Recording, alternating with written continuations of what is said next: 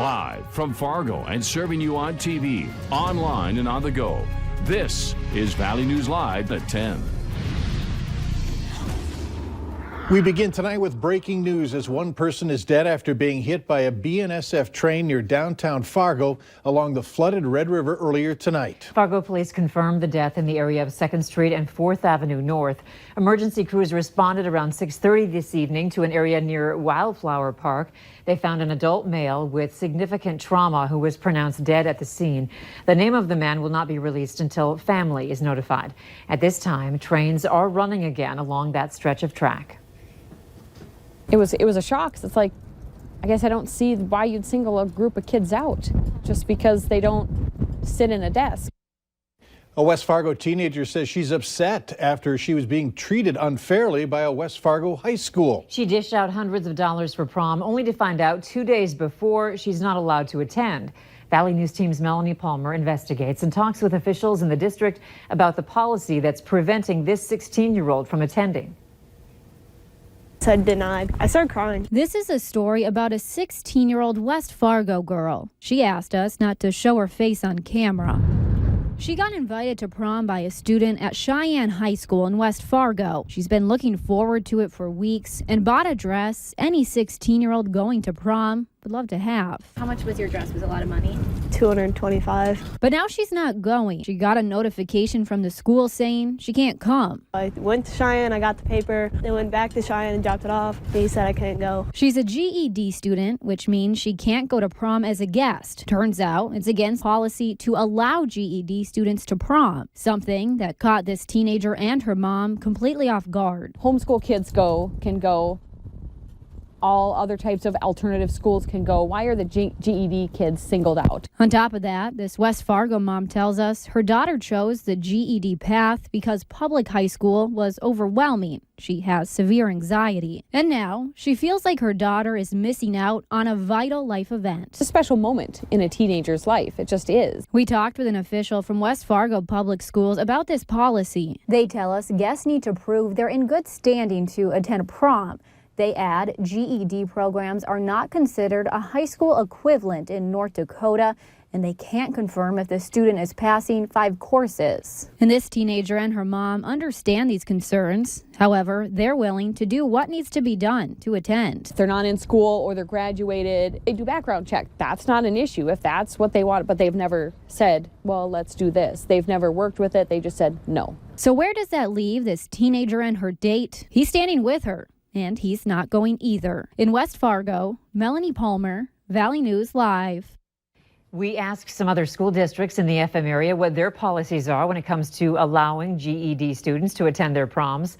An official with Fargo Public Schools tells us there's nothing in their policy stopping GED students from attending. All they have is an age cap. The search continues tonight for a missing teenager from Grand Forks. 15-year-old Jasmine Metcalf is considered to be a runaway and in possession of meth. Authorities say Metcalf had been picked up by 2 adult men, Billy Davidson and Adam Blankenship, both of Williston. If you have any information on Metcalf's whereabouts, you are urged to contact your local law enforcement. The Red Lake County Sheriff's Department is asking for your help finding the person on your screen right now. Officials say this picture was taken by an outdoor surveillance camera at a home near Oakley on Tuesday. The sheriff's office says an exterior door was damaged and the outdoor camera wires were cut. If you know who this woman is, you can contact the Red Lake County Sheriff's Office at 218-253-2996.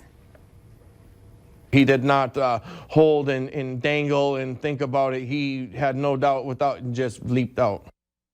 A Moorhead man is suffering the consequences of using drugs and jumping out a 3rd-floor window to try and get away from police. Kevin Haas's brother reached out to our whistleblower hotline, telling us Haas's fear of going to prison superseded everything that night, prompting him to make a run for it when it would have made more sense to stay put. Valley News Team's Joshua Pagaro has their story. Corey Christensen says his brother wasn't thinking straight when he threw caution to the wind and leaped from the 3rd-floor window of this apartment's building. He was scared, and he's of going to prison, so he jumped out the window. The jump cost Kevin Haas a week-long hospital stay and an even longer time bedridden.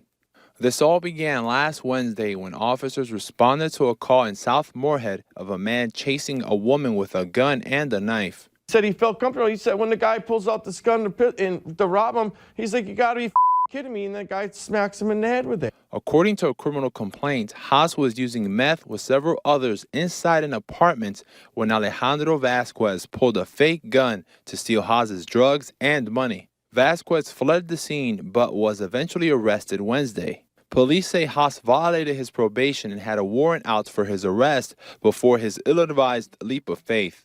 Behind me is the building where police say Haas left from the 3rd floor, which is at least 20 feet high, landed on the ground, and despite breaking his back and vertebrae, continued running. There was a police officer that tried to tase him. She missed. It took police more than an hour to find Haas, and by then, Christensen says his brother was feeling the pain of his injuries. Everything was wearing off, the adrenaline, and he's like, yeah, I mean, it hit him hard, like, oh. Haas was released from the hospital Wednesday with medical bills and a long road to recovery. In Moorhead, Joshua Peguero, Valley News Live. Moorhead police tell us they won't be arresting Haas at this time as he recovers. They say hauling him to jail for his probation violation isn't at the top of their list right now. If you need help in your community, call our whistleblower hotline, 237-6576. You can leave your tip, and then a member of our investigative team will get on the case and go to work to expose the truth. Former Senate Majority Leader Harry Reid says he has great affection for former Vice President Joe Biden, but isn't endorsing his 2020 Democratic presidential bid. Reid, a Democrat himself, said tonight that he's remaining neutral until after the caucuses in his home state of Nevada on February 22nd. Biden is considered to be the front runner among 20 other Democratic presidential candidates, but winning the nomination isn't a sure thing.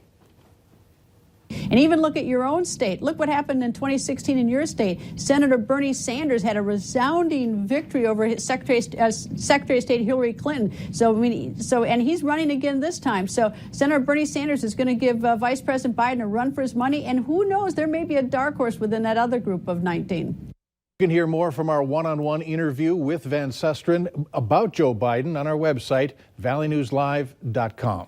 The long winter forced Moorhead's Tastee Freez to delay its opening. Now the shop is open, but because temperatures are heating up, it faces a new challenge.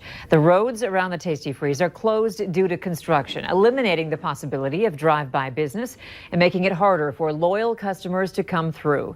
The business considered changing its hours to make it through the slump, but a Facebook post has created a surge of support for the local business. It's a constant reminder that you can make a difference in your community. There can be an immediate reaction.